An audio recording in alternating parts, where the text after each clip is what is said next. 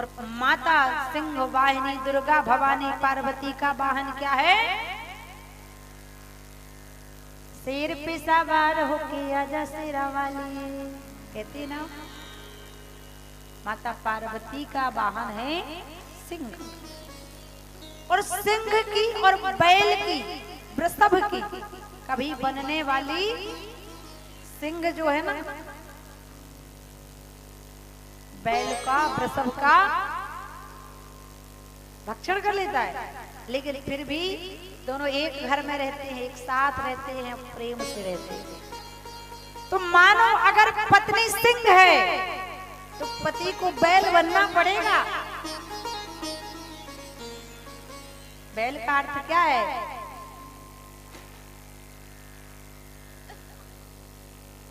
बोलिए श्री हनुमान जी महाराज की।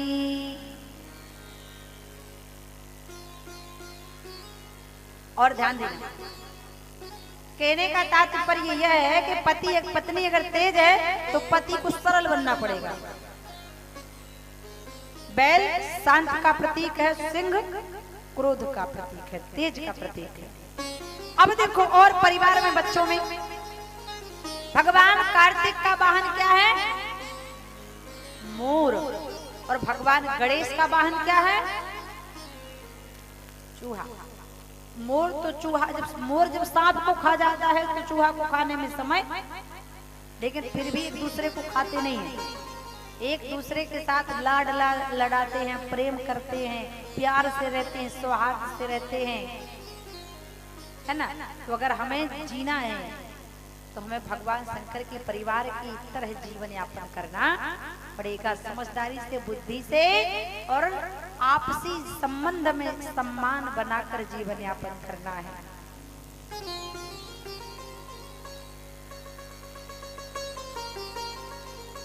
भगवान श्री कृष्ण के एक मित्र हैं जिनका नाम सुदामा, और कहते परिवार तब चलता है, परिवार कभी तानाशाही से नहीं चलता, दिमाग से नहीं चलता है, परिवार दिल से चलता है। इसलिए जब बाजार जाओ, घर के बाहर जाओ तो दिमाग लेकर जाओ, और घर के जब अंदर आओ तो दिल लेकर आओ, क्योंकि परिवार में प्रेम चाहिए और दिमाग दुनिया वालों के लिए चाहिए, घर में दिमाग नहीं लगाना चाहिए। एक बार तो एक लड़के का विवाह हुआ, अब जब विवाह कर दिया माता पिता ने, माता पिता की इच्छा से विवाह संपन्न हो गया, लड़का भी कम नहीं, लड़की भी कम नहीं, विवाह हो गया। लेकिन जो लड़की थी ना, वो घर का काम नहीं करती थी, सासू माँ कह के परेशान हो गई, लेकिन बहू जो है कोई काम नहीं करती।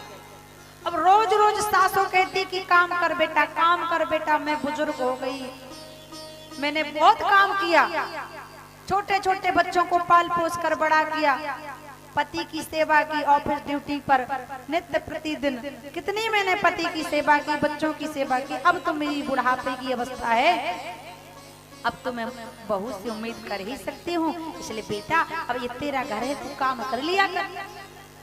लेकिन बहू काहे को काम करे? अब सास ने जब रोज रोज कहा तो एक दिन बहू परेशान हो गई, और बहू गई वो जा करके भगवान से कहती,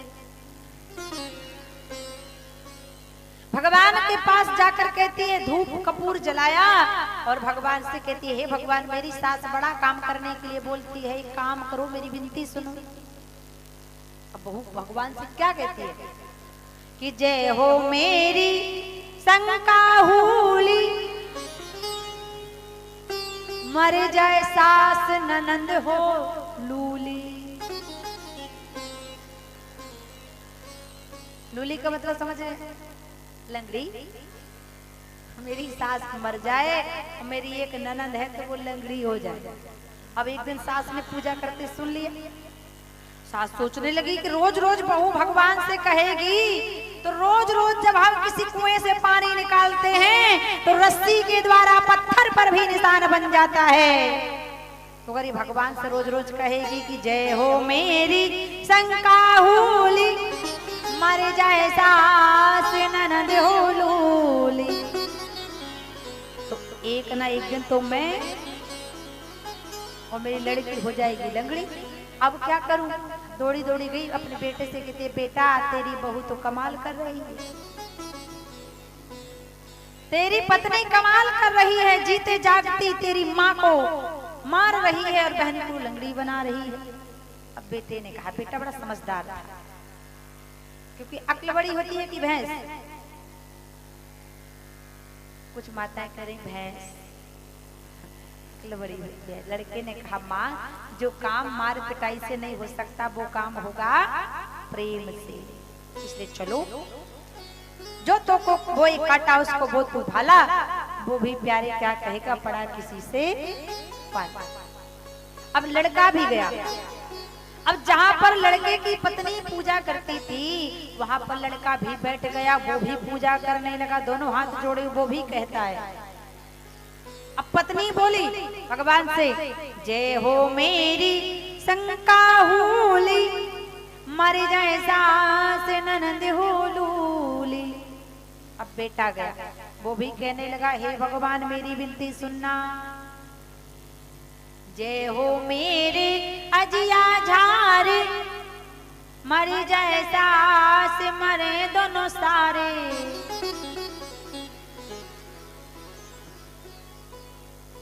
लड़का भी कहता है सास मर जाए, जो 2 साले हैं वो सालियां वो भी निपट जाए, बोलो राधे राधे। पत्नी ने सुना, पत्नी कहने लगी, श्रीमान जी स्वामी जी कैसी पूजा कर रहे हो आप? पति ने कहा, जैसे तुम पूजा कर रही हो वैसे मैं भी पूजा।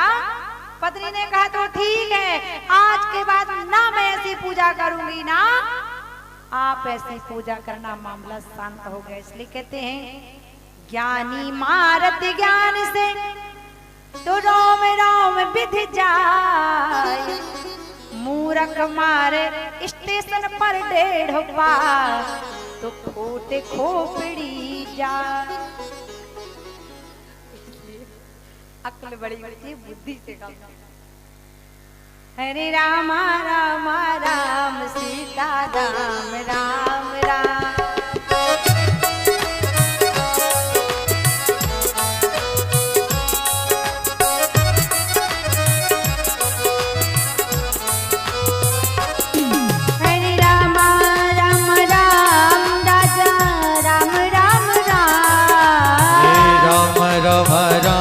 सीता राम राम राम, हरे राम राम राम सीता राम राम राम, हरे राम हरे राम हरे राम राम राम सीता राम राम राम, हरे राम राम राम सीता राम राम राम।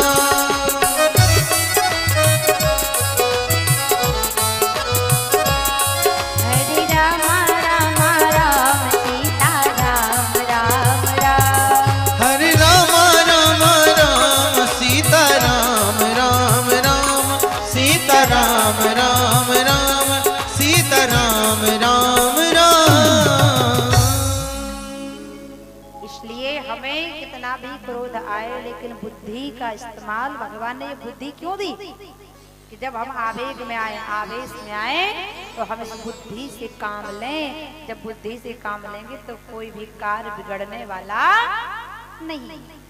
आज भगवान का एक मित्र जिनका नाम सुदामा, उनके घर में इतनी गरीबी महाराज, हे विधाता किसी को गरीबी न दे, मौत दे दे मगर बदनसीबी न दे। सुदामा जी महाराज के घर में इतनी गरीबी, सुबह भोजन प्राप्त हो जाता तो शाम का ठिकाना नहीं, शाम को प्राप्त हो जाता तो सुबह का ठिकाना। सुदामा जी महाराज के 5 पुत्र। ऐसी स्थिति महाराज सुदामा जी की। और सुदामा जी महाराज कोई भिखारी नहीं थे। भिखारी और भिक्षुक में बड़ा अंतर होता। सुदामा जी का नियम था, चत्वारी दिनं भवेत् उत्कंठादानो शिरोमणि देवत्वं दाने। सुदामा जी का नियम था, 3 घर में केवल वह मांगते थे, तीसरे से चौथा हो जाए, लेकिन 5वां नहीं होता था। 5 घरों में उन्हें जो प्राप्त हो गया तो ठीक, नहीं हुआ तो कोई बात नहीं, और सुदामा जी भूखे ही सो जाते थे। एक दिन तो ऐसा हुआ,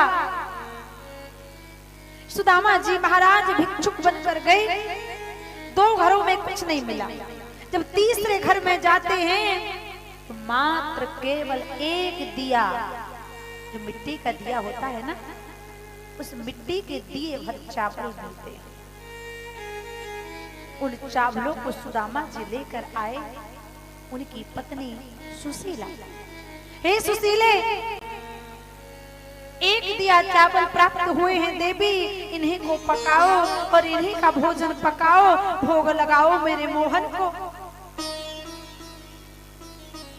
सुदामा जी महाराज ने एक दिया चावल दिया, माता सुशीला ने पकाया।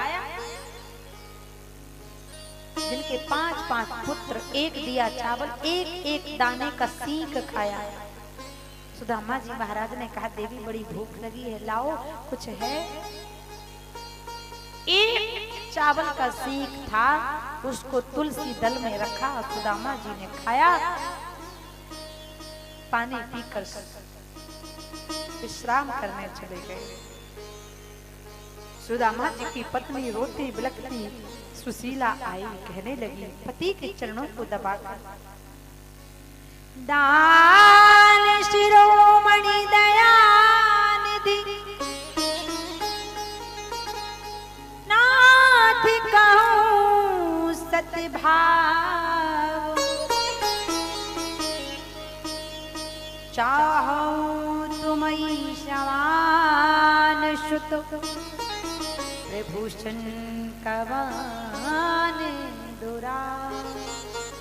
जैसे महाराज मनु ने भगवान नारायण से अपनी इच्छा व्यक्त की, वैसे आज माता सुशीला कह रही है,